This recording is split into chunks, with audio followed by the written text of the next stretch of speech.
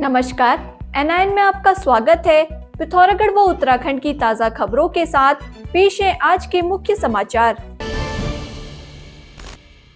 नगर के गैस गोदाम के समीप कूड़ा फैलाने वाले पर नगर पालिका ने 5,000 रुपये चालान की कार्रवाई कर दी है।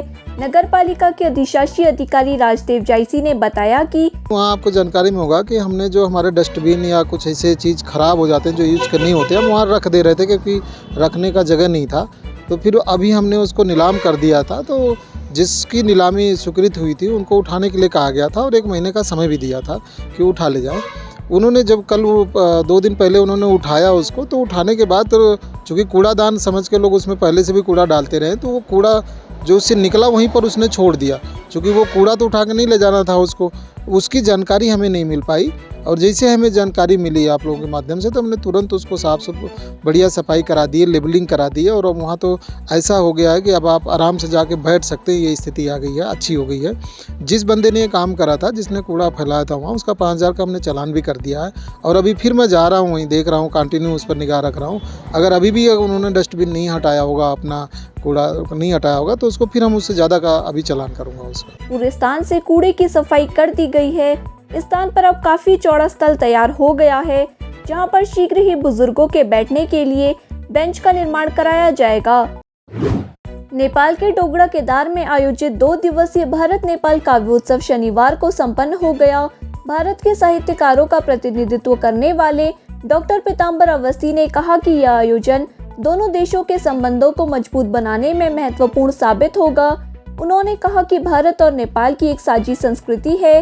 दोनों देशों के लोग एक धर्म को मानते हैं और हमारी लोक विरासत भी एक ही है।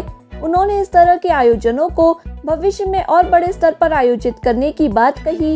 उन्होंने बेटी बचाओ बेटी पढ़ाओ अभियान को नेपाल में चलने की बात भी कही। सम्मेलन में भारत की ओर से शामिल बाल साहित्यकार ललित शौर्य ने कहा कि भारत और नेपाल के संबंध आज के नहीं, बल्कि भगवान राम और माता सीता के त्रेता युग के काल से हैं। यह संबंध और प्रगाढ़ होते रहेंगे।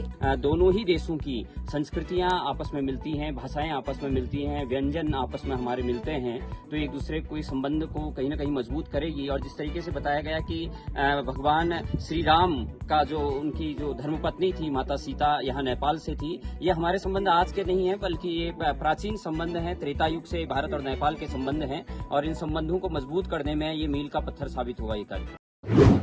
रुद्रपुर जनपद के काशीपुर थाना क्षेत्र में आज एक अजीबोगरीब घटना सामने आई।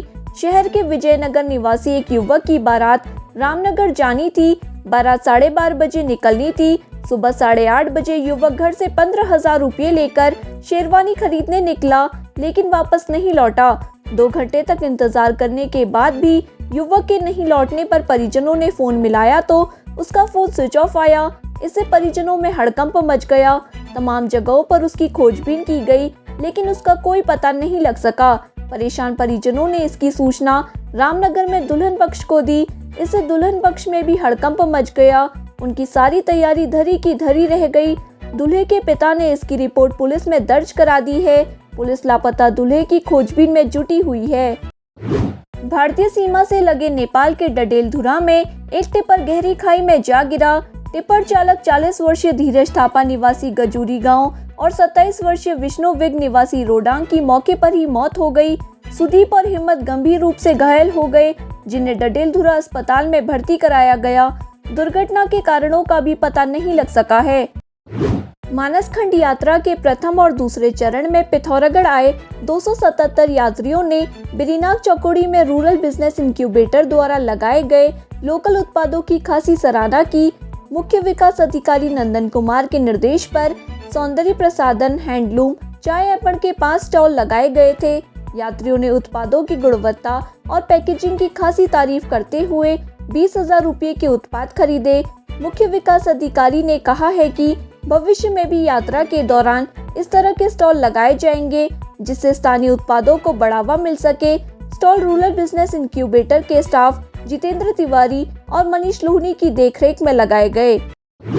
विश्व हास्य दिवस पर नेड़ा क्षेत्र में गोष्ठी का आयोजन किया गया। सामाजिक चिंतक डॉक्टर तारा सिंह ने कहा कि आज लोगों के चेहरों से हंसी गायब हो गई है। रोजी रोटी का तनाव, बीमारियों से बोझिल लोग और भविष्य की चिंता में परेशान युवा हंसना भूल गए हैं, जबकि अच्छे स्वास्थ्य के लिए हंसना महत्वपूर्ण कुंजी है।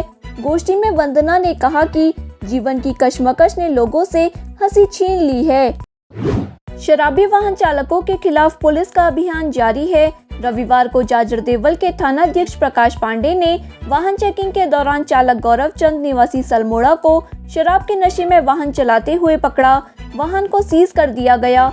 उप निरीक्षक सुशीला आर्य ने शांति व्यवस्था भंग करने के आरोप में अनिल कुमार कोहली निवासी सिवनी एचोली को 151 के तहत गिरफ्तार। क्या आप घर सुधार का काम कर रहे हैं या एक नए घर की नींव रख रहे हैं? Manoj furniture house and traders में आपका स्वागत है। गुणवत्ता और ग्राहक संतुष्टि के प्रति प्रतिबद्ध यहाँ आपको मिलेंगी सभी आकर्षक wall, floor, sanitary tiles products and accessories. साथ ही भवन निर्माण के लिए सरिया, सीमेंट, एंगल चैनल, पाइप सहित फेंसिंग इत्यादि भी उपलब्ध। भवन निर्माण सामग्रियों की सभी आवश्यक चीजें एक ही छत के नीचे। पिथौरागढ़ में एक विश्वसनीय स्रोत, Manoj furniture house and traders near Panda bypass, Pithoragarh. Pithoragarh व उत्तराखंड की खबरों को देखने के लिए न्यूज इंडो नेपाल को सब्सक्राइब करें। NIN सबसे अलग, सबसे तेज।